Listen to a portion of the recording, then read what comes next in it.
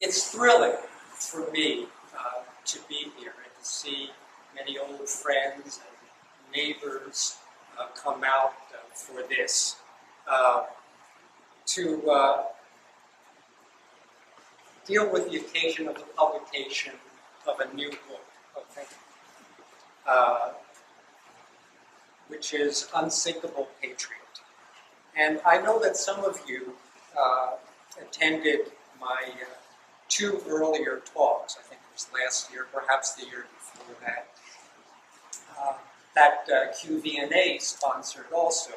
The first was here at Old Streets Church. The second we discussed at what is now the Twisted Tail, an old building which was a tavern also back in the 18th century. But the topic of this talk will be much more extensive, I think, in that I'll be dealing with aspects of a book which in itself is much broader in scope. Now, I know that some of you, as advertised, are looking forward to information about our own neighborhood, which I'll try to work into this. And if I don't sufficiently for you, there will be some time, I hope, at the end. And please plug me with your questions, and I'll do my best to try to deal with more local topics. But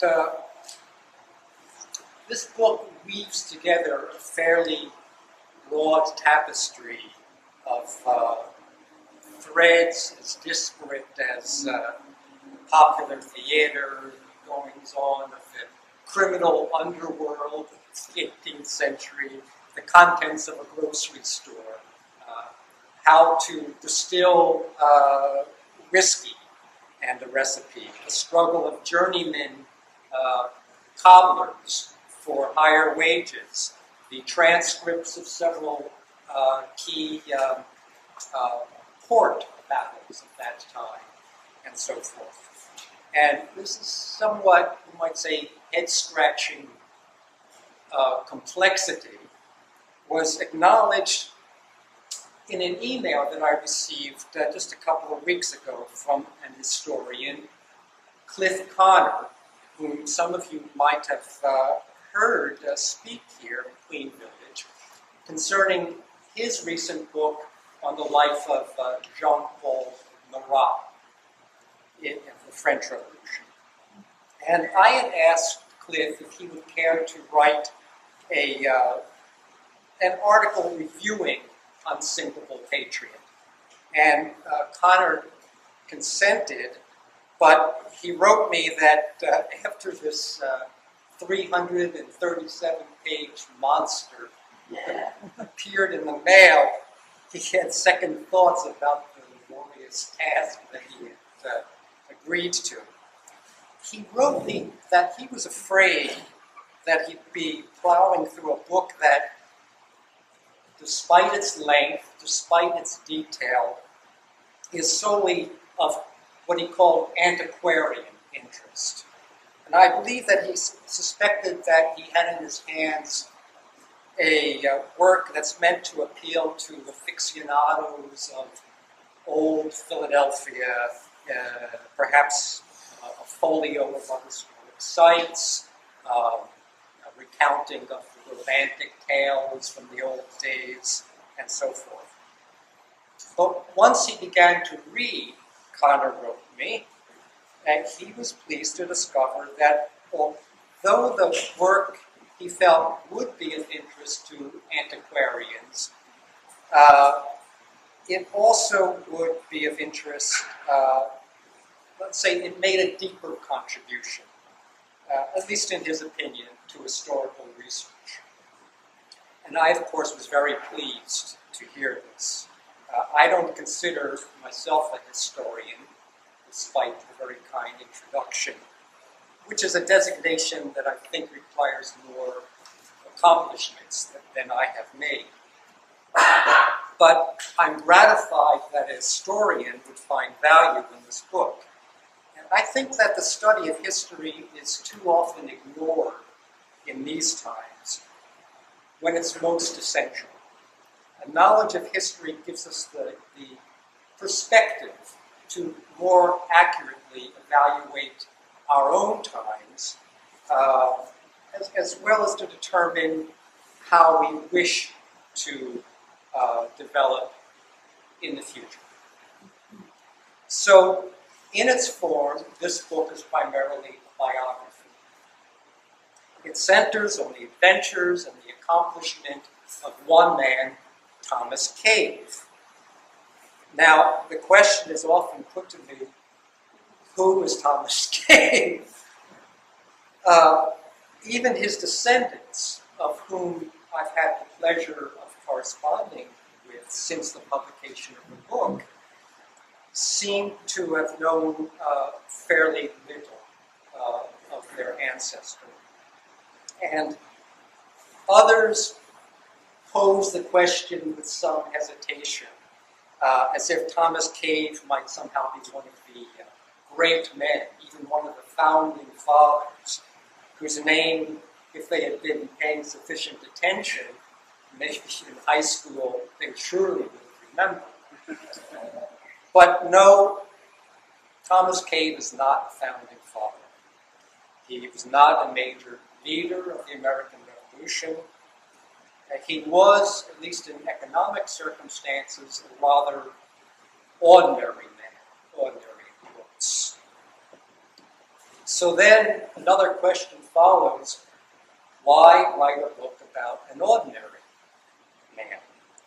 After all, in looking at the literature that's been published in the last 2 centuries concerning the formative years of the United States, we can find hundreds, maybe thousands of volumes, and even Broadway plays on the founding fathers, but rarely a biography of one of the common people of that day, the people who fought the war, built the houses, who milled the grain, who raised the children, and so forth. And of course, this is hardly surprising. The veneration of great men is a hallmark of our culture, and it has been for some time. John Paul Jones, who is mentioned in this book, was a rock star of his day. People used to follow him down the street. And our subject, Thomas Cave, named one of his own sons after his own hero, Thomas Jefferson. And while George Washington's letters and documents were hacked into tatters for souvenirs after his death, alleged biographers like Parson Weems made good money in reconstructing his life into that of a saint. Weems's best-selling book of moral tales, The Life and Memorable Actions of George Washington, first published in 1800, found its main audience amongst the farmers and the settlers of the West, who carried it along with the family Bible across the Alleghenies, down the Ohio, and across the prairies. And this genre of history writing was not limited to the American continent. In fact, it was carried further and codified by writers such as Thomas Carlyle in Britain, who stated, "The history of the world is but the biography of great men." This point of view underlay what was probably the predominant mode of history writing from the 19th century through the 20th and into our own time. But naturally, all works of history have their own interpretation of the available facts. And furthermore, they all reflect a certain, you might say, political bias through which the facts are filtered. And I think there's no getting around that. But the great man theory of history is particularly troublesome in its insistence that great leaders, the kings, the generals, the presidents, are born and not made. It discounts the view that men, and women too, of course, achieve greatness and heroism not solely through mental genius, but through interaction with the material world and through socialization with other people. And as a necessary corollary, the great man theory tends to minimize or sift out the contributions of the broad masses of people, the ordinary people, in making history. And this, in turn, tends to reinforce the ideology of the establishment and the wealthier segment of the population, who are leery of acknowledging the power of the masses in the streets because they might be compelled at some point to share their wealth with those masses.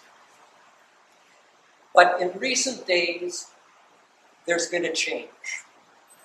A number of historians, influenced by current political movements and the popular interest in studies on women, on African Americans, on Native people, on the labor movement, sought to research the lives of the broad population of early America, especially sectors of that population who generally have been overlooked. And their sources of information were found in archives that had themselves often been overlooked. This included, for example, the Philadelphia City Archives, which is a real gold mine for research, where one can discover things such as court dockets, tax rolls, deeds,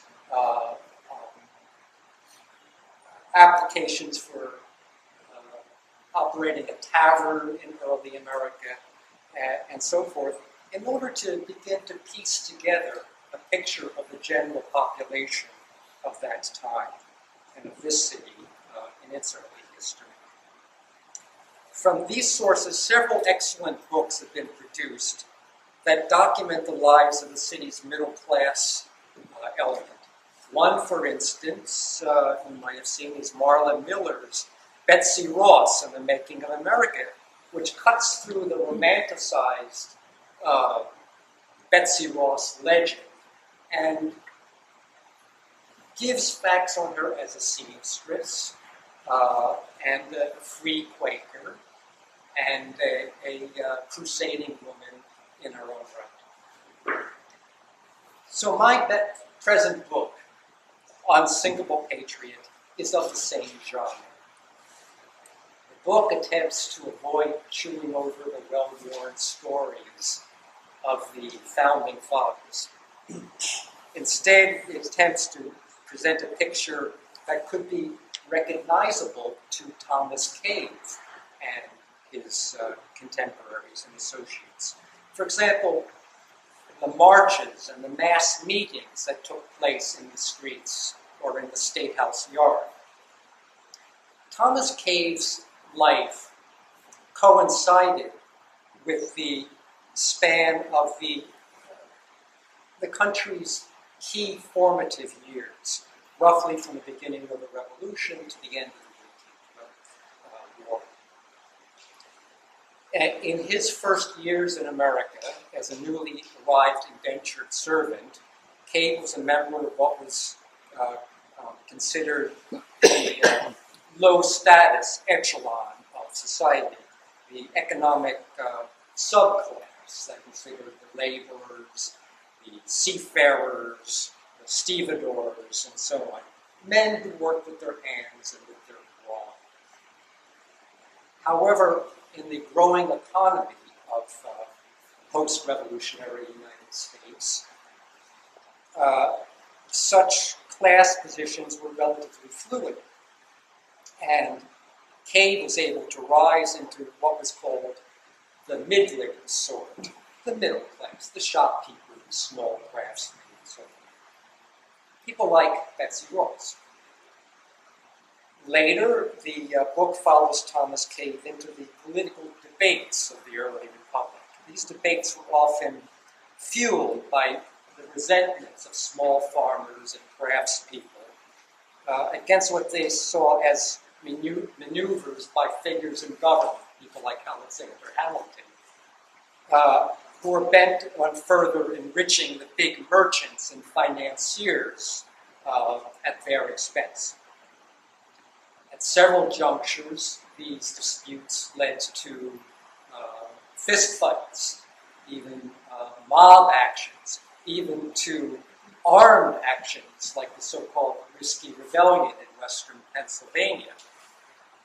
Thomas Cave was probably called into as a constable, as a policeman, to break up some of the brawls. And in 1794, he probably enlisted as a soldier in the militia to go out to western Pennsylvania and to fight the upstart farmers in the Risky Rebellion. Even though I think he might have been sympathetic to many of the farmers' grievances. As an immigrant from Ireland, Thomas Cave was representative of a broad influx of people from other lands, some of whom came to this country unwillingly as slaves.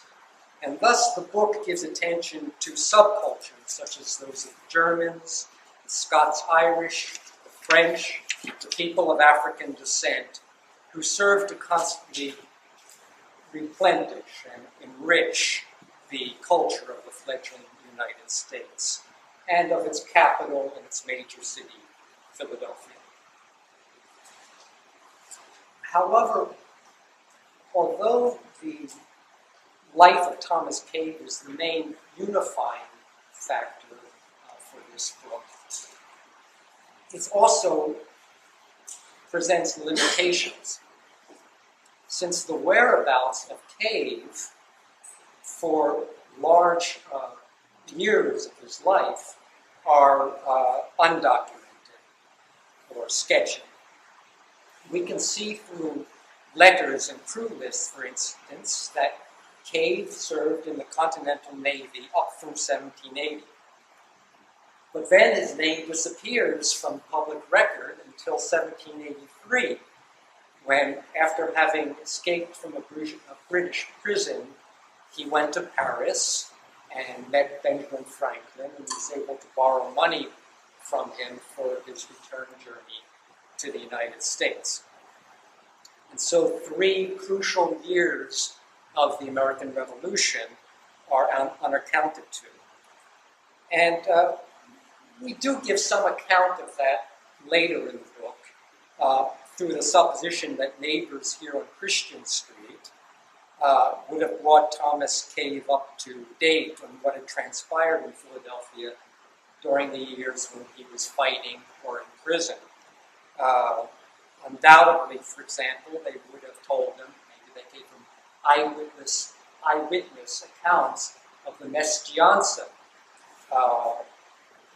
that which was the extravagant medieval-based tournament and feast that the British soldiers gave their departing General Howe right here at the Walnut Grove Mansion, which was located at what is now 5th and Federal Street.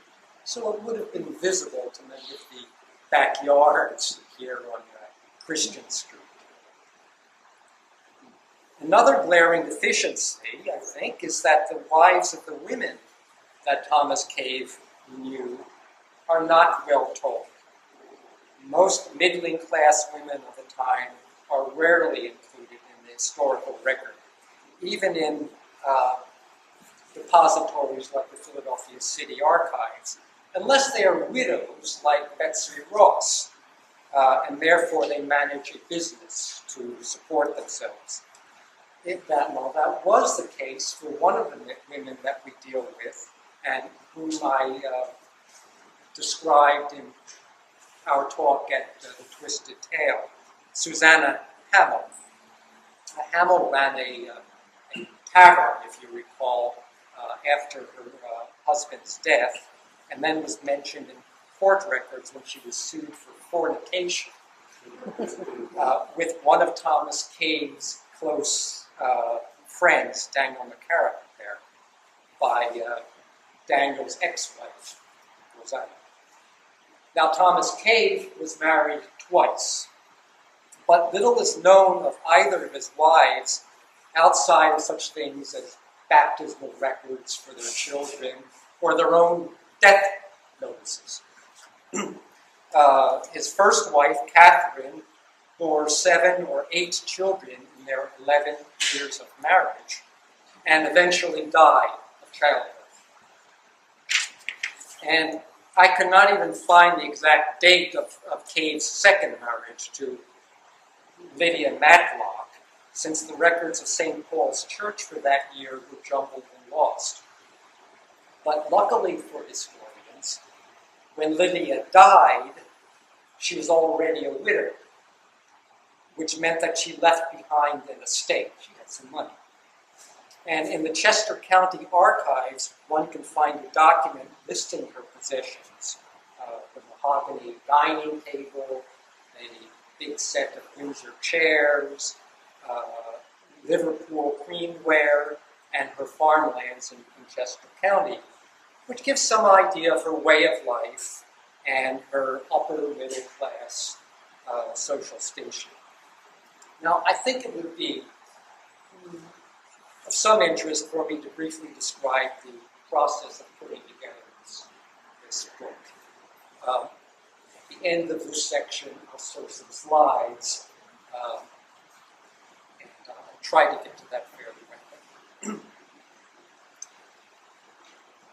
The introductory chapter of the book, which I hope you'll all read, deals with these matters so that I can give just a sketch here.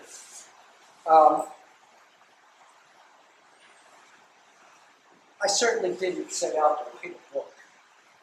And it wasn't even clear at the beginning that Thomas Cave would be the focus of my investigations.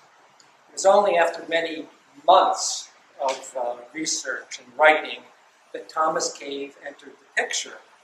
And many months after that, that it occurred to me that there might be enough material to put it together so other people could read it. The start of the writing was in 2009, when after retiring from my job with the Municipal Railway in San Francisco, I moved back to Philadelphia, where I had been born and raised. And I bought a house in this neighborhood on Bodine Street near 3rd and Christian. And soon I was poring over maps, insurance surveys, newspaper articles and the like, in order to try to determine the age of my own house. I've been interested in such things as old houses, I guess since childhood, you might say. My parents were antique dealers, and I was fortunate, I think, to have objects like Civil War sabers and caps there in the living room to play with. And my father, Lee Schreiber, came into the antique business like a scholar, I think, with a deep respect for history, which he tried to impart to all of us. And later he taught history at Temple University. And also I grew up at a time, this was in the 1950s and early 60s, when what remained of Philadelphia's oldest and best architecture was falling to the bulldozers, even more than now, if you can believe it. And so as a teenager, I loved to explore the city by walking and bicycling. I think it was part of growing up and making sense of the wider world.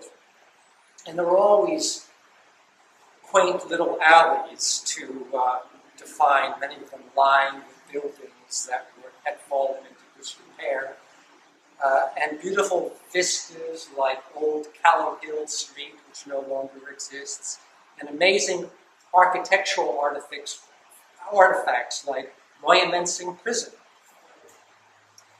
And thus I was dismayed to see the redevelopment authority and other institutions misguidedly demolishing whole sections of the city, leveling the homes of thousands of low-income residents, primarily black people, and small businesses. So I would say that Philadelphia is not quite as pretty and as quaint as it used to be, and it's lost some of the patina of an old and important city. But our city appears to be growing in vitality, although poverty still remains. And to my way of thinking, as Philadelphia, and indeed the nation, grows, we have a mission to try to conserve our cultural heritage.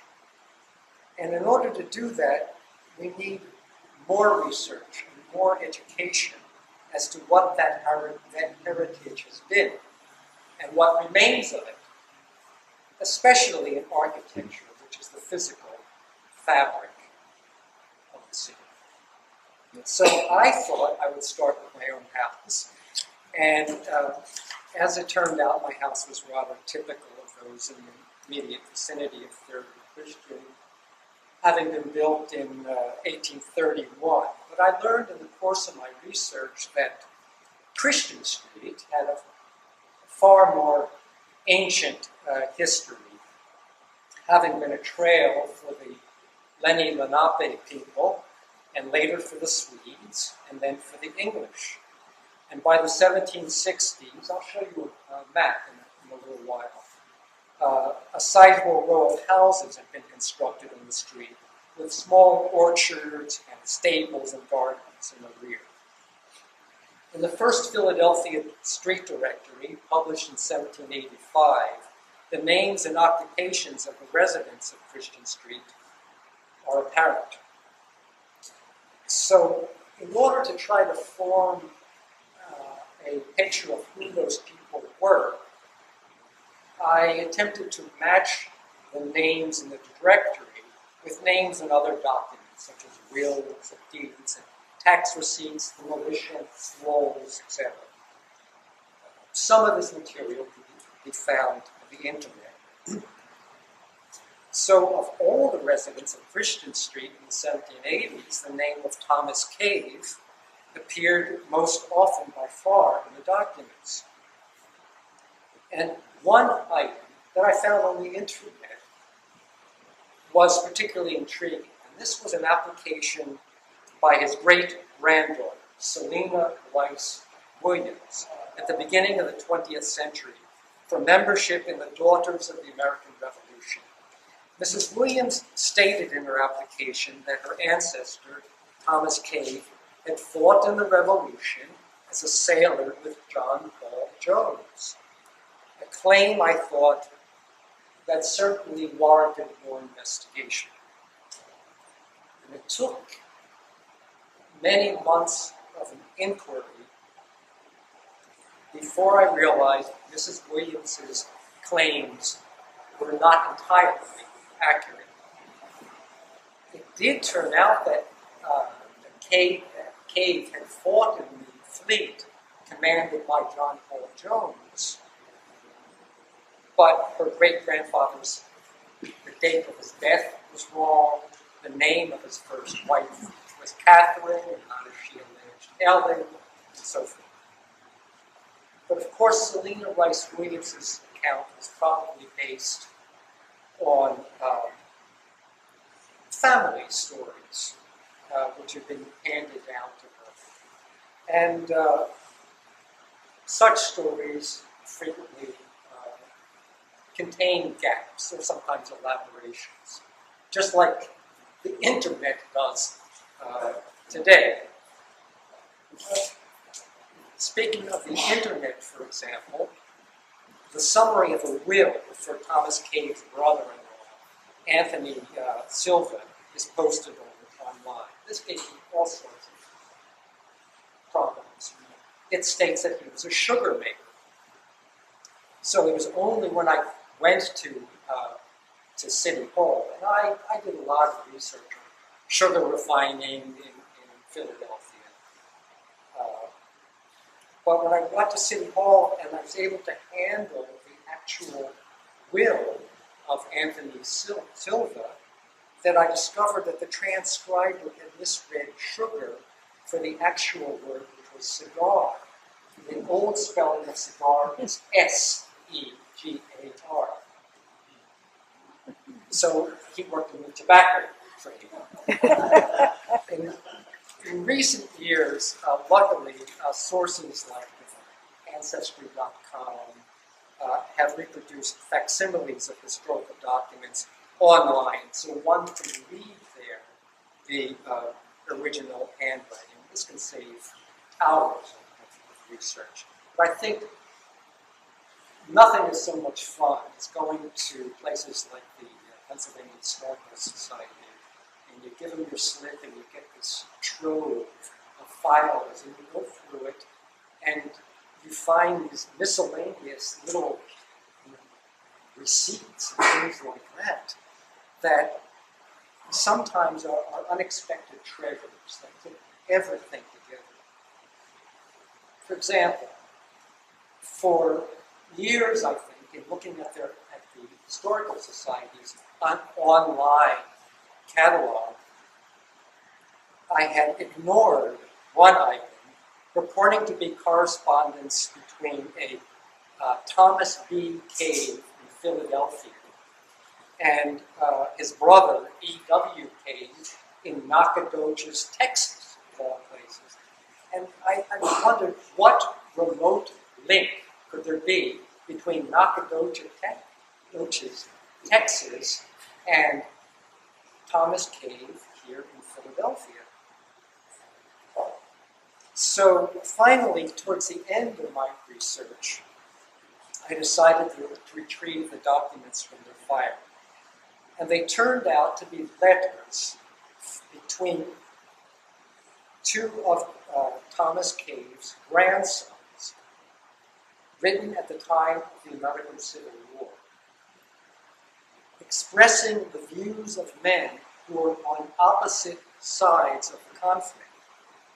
And, for example, in a curious, even avert way, E.W., who lived in Nacogdoches and was a Texas state official,